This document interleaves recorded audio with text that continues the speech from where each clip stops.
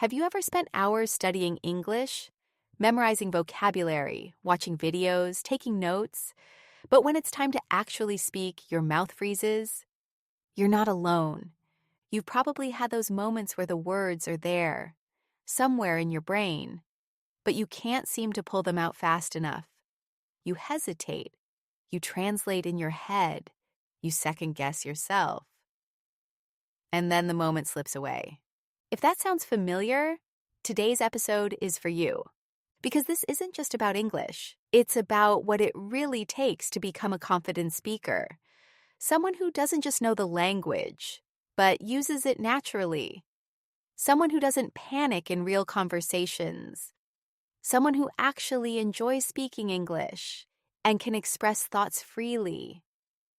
You see, I've spent more than 2 decades learning languages: French, Chinese, Spanish, even a little Italian and Malay. Some stuck, some didn't, and I always wondered, why? Why could I speak Spanish comfortably, but struggled with Japanese? Why did some languages become part of me, while others faded away? I finally found the answer, and it changed the way I learn, forever. Today, I want to give you the exact insights that made that transformation possible. Not random tips, not recycled advice, real tested lessons, grounded in research and shaped by experience. Let's start with the first big one. Lesson 1. Focus is everything. Here's the truth. If you want to get confident in English, you need one thing above all: focus. There's an expression in English: put your blinkers on. You'll see this on racehorses. Blinkers are those little flaps that block their side vision, so they don't get distracted. They run straight. They stay locked in. That's the kind of focus you need with English. Let me tell you a story. A few years ago, I was in Italy. For a few months, I taught English to the local police force. Yes, the police. It was one of the wildest jobs I've ever had. While I was there, I picked up some Italian. Nothing fancy, but I could order coffee, chat with people in shops, survive at restaurants. I felt proud of that. But here's what happened next. I left Italy, and my Italian disappeared. Why? Because I stopped practicing. I got busy. I told myself, I don't have time right now. But that was a lie. The truth is, I chose not to make time. And once I admitted that, everything shifted. I stopped blaming life. I started taking responsibility. Now, anytime I catch myself saying, I don't have time, I reframe it. I'm choosing not to do this right now. That's powerful, because it puts me back in control.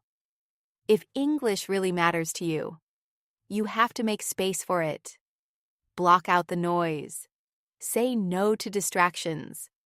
Focus on what counts. And it starts with a decision. One simple decision. This is a priority for me. Lesson 2. Be relentlessly persistent. The next lesson is about consistency. And I'm not just talking about routines. I'm talking about persistence. To be persistent means you don't stop when things get hard. You keep going, even when you're tired, bored, or unsure of yourself. Here's a little reality check. Fluency takes time. You've probably seen flashy titles like Become Fluent in 30 Days or Speak Perfect English with these 5 phrases. And yes, they get clicks, but they don't tell the full story. Real fluency? It's a journey. According to Cambridge English, moving from one level to the next, let's say from B1 to B2, requires about 200 hours of guided learning. That's not a quick fix. That's a long-term investment. Most serious English courses, they run for 6 to 12 months per level, not weeks, months. And still, I'm not saying this to scare you. I'm saying it because if you understand the game, you can win it. And persistence is the name of the game. Now here's the secret. When you enjoy the process, it stops feeling like work. So ask yourself, what kind of content makes you smile? What topics make you curious? What formats feel fun? If you can answer those questions, you're already halfway there, because enjoyment fuels consistency. It's not about forcing yourself. It's about creating a rhythm you actually want to come back to.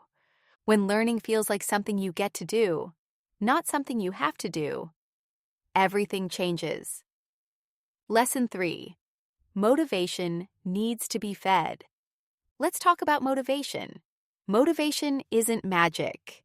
It doesn't just appear. It doesn't last forever.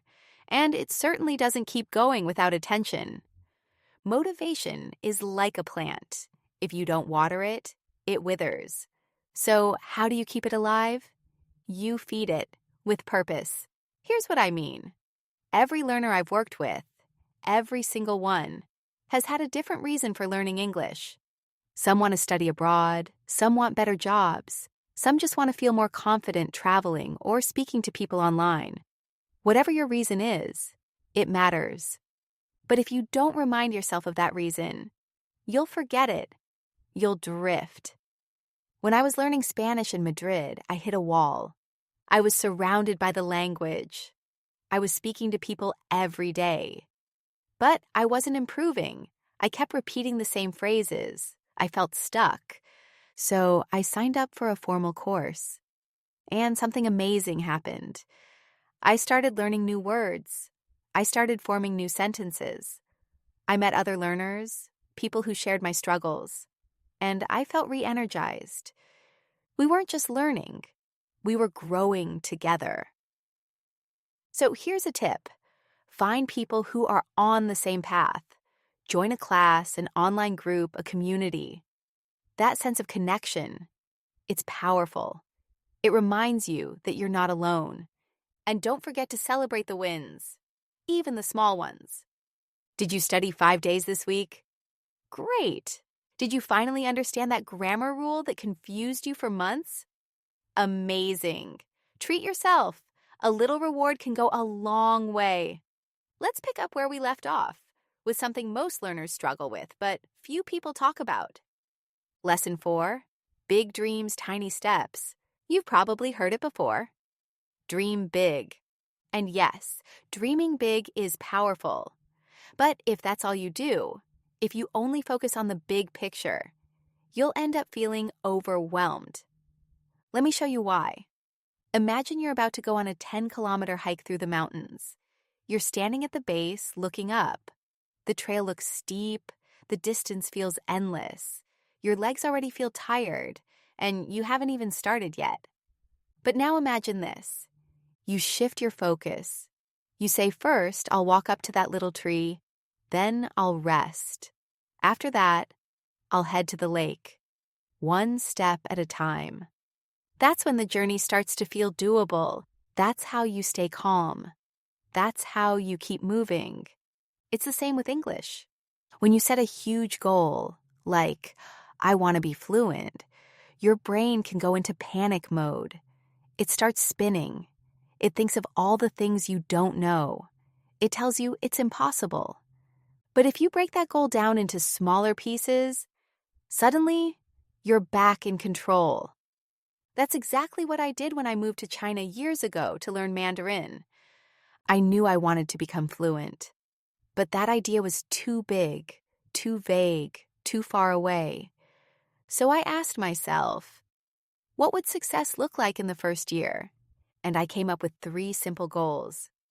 1, be able to talk casually with family and friends, just everyday conversations. 2, handle daily interactions, shopping, directions, basic questions. 3, work in Chinese, read documents, attend meetings, participate professionally. That first goal, I took it seriously. Every morning before work, at 8 a.m., I went to class. 1 hour, sometimes more.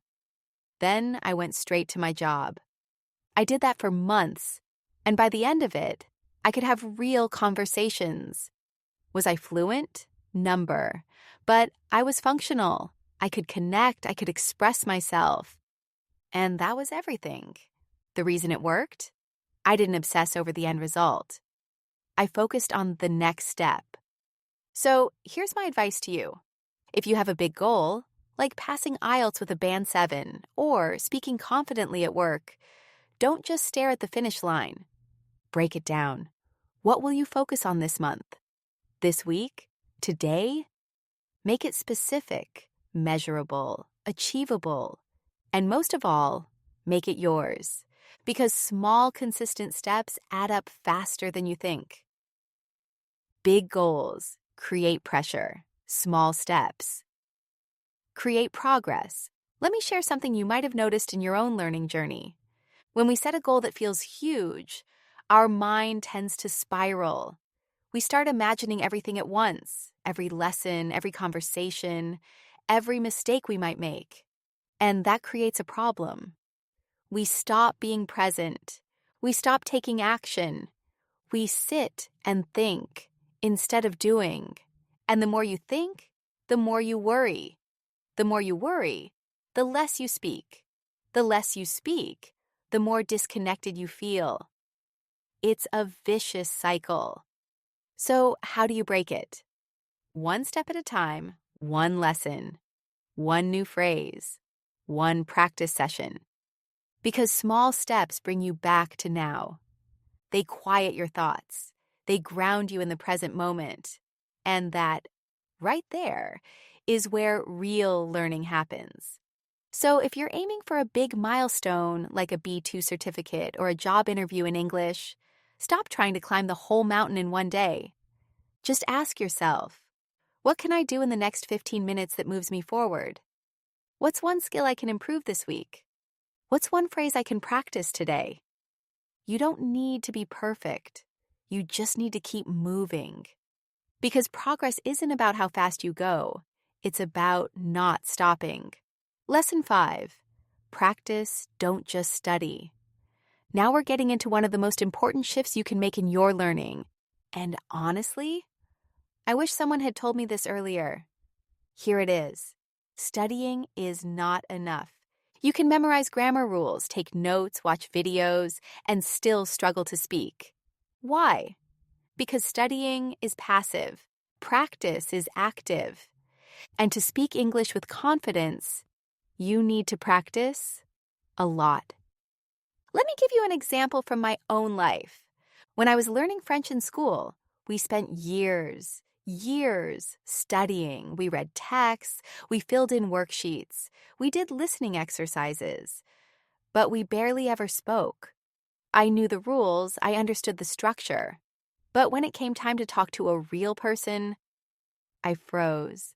I couldn't form a sentence, not because I didn't know the words, but because I had never actually used them in real life.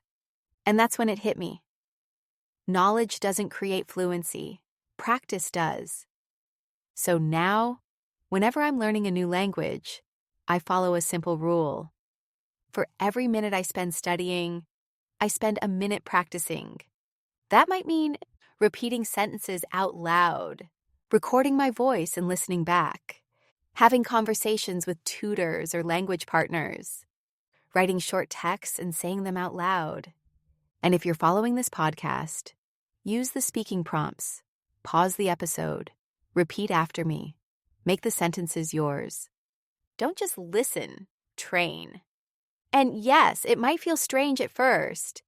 You might feel awkward talking to yourself in your room. But here's the thing. Fluency doesn't come from comfort. It comes from repetition. Every time you speak, even if it's just to yourself, you're building muscle memory. You're training your brain and your mouth to work together. And that's how real confidence is built. Let's close with something you might not expect, but that makes all the difference. Bonus lesson, review what you learn.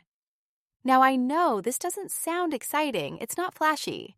It's not some secret hack that's going to go viral on TikTok. But here's the truth. If you're not reviewing, you're forgetting. Let me explain. There's something in brain science called the forgetting curve. It shows how quickly we forget new information if we don't revisit it. Within 24 hours, you can lose up to 70% of what you just learned. 70%. That's huge. So even if you study something today, if you don't review it tomorrow and the day after that, chances are it's gone. And no, you don't need to start from scratch. You just need a system. This is where spaced repetition comes in. It's a way of reviewing information at carefully timed intervals, so it sticks. Apps like Duolingo or Anki are built around this idea. They bring words back right before you're about to forget them, and that's what makes them work. But here's the part most learners miss. You don't need an app to do this. You can create your own review routine. Here's what I do. Let's say I take a class or listen to a podcast about weather vocabulary in Spanish. A few hours later, I go back to my notes. I don't just read them. I say the words out loud. I build new sentences with them. I try to use them in context. Then, 2 days later, I find a new way to engage with the same topic. Maybe I watch a weather forecast. Maybe I read an article. Maybe I try to describe the weather outside to a friend or to myself. That's the key. You're not just reviewing. You're recycling. You're giving the language a second life, and a third, and a fourth. Every time you return to it, it becomes more familiar, more natural, more yours. So if you want to remember what you learn, if you want to make it part of your everyday speaking, you've got to go back. You've got to review. It doesn't take long. Just 5 minutes a day can make a huge difference. But here's the important part. Don't tell yourself, I don't have time. Tell yourself the truth. I'm choosing not to review today. Because when you change your language, you change your mindset. And when you change your mindset, you change your results. Let's recap the 5, 6 lessons that truly work. If you've made it this far, I hope you're already feeling a little different, more focused, more clear, maybe even a little more powerful. Let's bring it all together. These are the lessons that help me speak confidently in multiple languages, and the same ones I use to teach English learners just like you. 1. Focus is everything. Remove distractions. Make English a real priority. 2. Be persistent. This isn't a sprint. It's a marathon. Keep showing up. 3. Feed your motivation. Know your why and remind yourself often. 4. Break down your big goals. Tiny steps lead to giant transformations. 5. Practice more than you study. Speaking builds fluency, not just reading. 6. Review what you learn. Recycle the language so it becomes part of you. These aren't just strategies. They're habits. And if you turn them into part of your routine, English will become more than something you study. It will become something you live. Final words. From me to you. I want to say something that's not about methods or routines or tips. It's about you. If you're still listening to this episode, it means you care. It means you're serious about this. It means you've already got what so many others are missing: the will to grow. You don't need to be perfect. You don't need to get everything right. You just need to keep choosing this. One lesson at a time. One day at a time. Because confidence doesn't come all at once.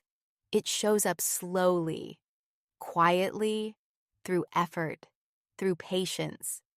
Every single time you open your mouth, make a mistake and try again. And eventually, you look up one day and realize, you've got it. That moment is coming. Keep going. Thank you for spending this time with me. If you found this episode helpful, feel free to share it with someone you care about.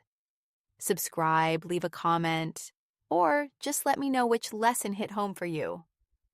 Until next time, keep going. I'm cheering for you.